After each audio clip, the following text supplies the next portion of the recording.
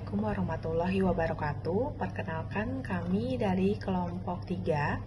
Kami ingin mempresentasikan tentang pelaporan keuangan etap, yaitu perbedaan standar akuntansi untuk etap dengan IFRS. Presentasi kali ini untuk memenuhi mata kuliah pelaporan akuntansi keuangan dengan dosen pengampu Ibu Neneng Hasanah. Perkenalkan, saya Afifah Nur Fadilah Hisyam dan rekan saya dua lainnya yaitu Erlin Sembiring dan Naila Hasanah. Yang pertama, kita harus tahu terlebih dahulu tentang pengertian SAK etap. SAK etap adalah standar akuntansi keuangan yang ditetapkan untuk entitas tanpa akuntabilitas publik, terutama pada usaha kecil atau menengah. Standar ini digunakan untuk entitas yang tidak menerbitkan laporan keuangan untuk tujuan umum bagi publik.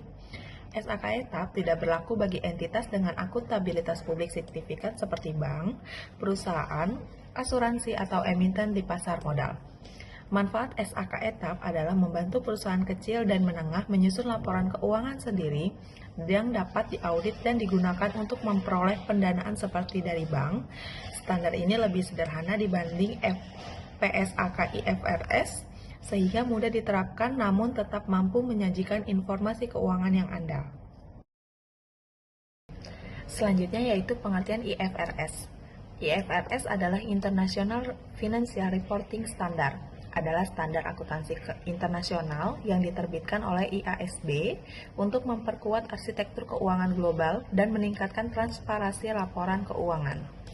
Tujuannya yaitu memastikan laporan keuangan menyajikan informasi yang transparan, dapat dibandingkan antar periode, menjadi dasar yang memadai dalam penyusunan laporan keuangan, serta memberikan manfaat lebih besar daripada biaya penyusunannya. Berikutnya yaitu ada tujuan IFRS, yaitu untuk memastikan laporan keuangan interim mengandung informasi berkualitas tinggi sesuai standar dan relevan untuk periode yang dilaporkan, seperti transparansi bagi pengguna dan dapat dibandingkan sepanjang periode yang disajikan.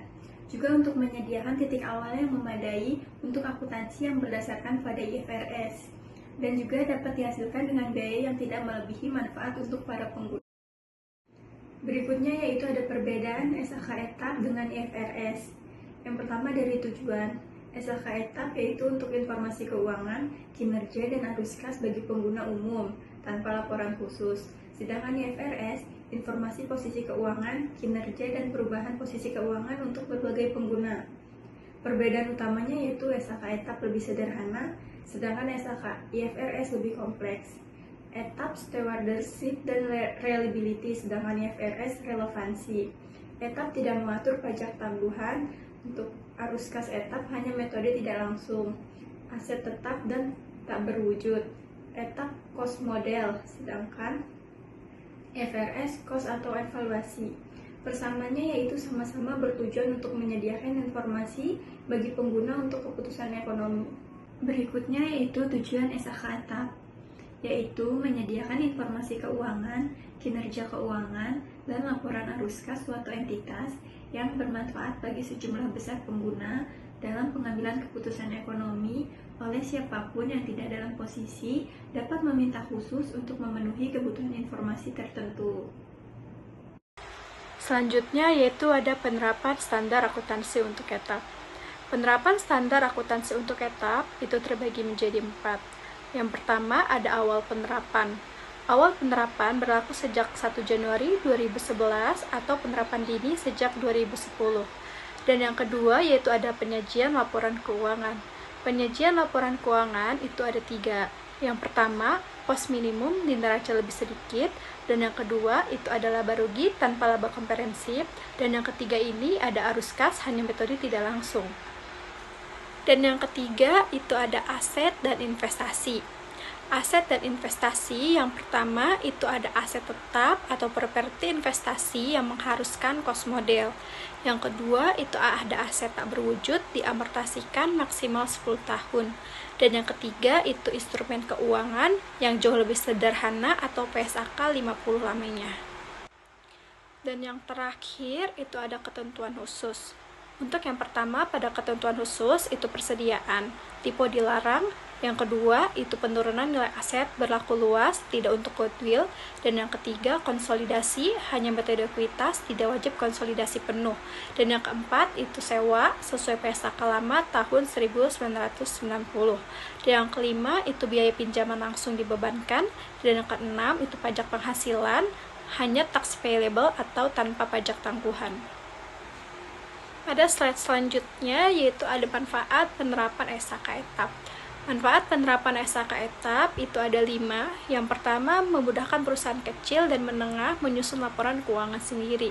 Yang kedua, itu laporan dapat diaudit dan memperoleh opini audit. Dan yang ketiga, dapat digunakan untuk pengajuan pendanaan, misalnya ke bank.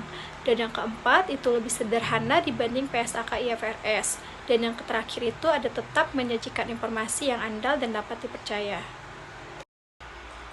Pada slide terakhir ini, saya akan memberikan kesimpulan dari materi ini adalah bahwa SHK etap dan IFRS merupakan dua standar akuntansi yang berbeda dalam hal kompleksitas, prinsip dasar, pengaturan pajak, metode pelaporan, dan pengukuran aset. SHK etap dirancang untuk entitas kecil dan menengah dengan proses yang lebih sederhana dan praktis. Sedangkan IFRS digunakan secara internasional untuk meningkatkan transparansi dan perbandingan laporan keuangan secara global. Penerapan SHK etap memudahkan perusahaan kecil dan menengah dalam menyusun laporan keuangan yang dapat diaudit, sehingga mendukung pengembangan usaha mereka.